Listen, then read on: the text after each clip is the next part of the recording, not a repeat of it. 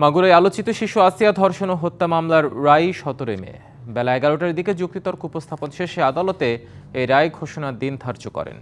রাষ্ট্রপক্ষের আইনজীবী ও স্বরাষ্ট্র মন্ত্রণালয়ের পাবলিক প্রসিকিউটর এহসানুল হক সমাজে জানান, মামলার বাদীসহ 29 জনের সাক্ষ্য নেওয়া হয়েছে। মামলাটিতে 7টি জব্দ তালিকায় 16 জন সাক্ষী ছিলেন, যার মধ্যে 12 সাক্ষী জব্দ তালিকাকে সত্যায়ন করেছেন আদালতে। গত 5 মার্চ বোনের বাড়িতে বেড়াতে এসে শিশু আসিয়াকে ধর্ষণ ও হত্যার চেষ্টা করা হয়। 13 মার্চ ঢাকার সম্মিলিত সামরিক হাসপাতালে চিকিৎসাধীন অবস্থায় শিশুটির মৃত্যু হয়। ঘটনায় 8 মার্চ আসিয়ার মা বাদী হয়ে মামলা করেন। 13 এপ্রিল অভিযোগপত্র দেওয়া হয় এবং 23 এপ্রিল থেকে শুরু হয় বিচার কাজ। শিশু আসিয়া ধর্ষণ এবং হত্যা মামলায় যুক্তিতর্ক সমাপ্ত হলো।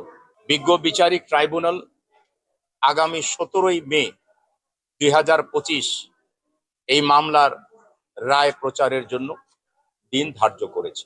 নগদ পেমেন্টে 500 টাকা পর্যন্ত ক্যাশব্যাক আর লেনদেনে প্রতিদিন ডিপ ফ্রিজ এবং ঘন্টায় ঘন্টায় এসি টিভি সহ দারুণ সব গিফট।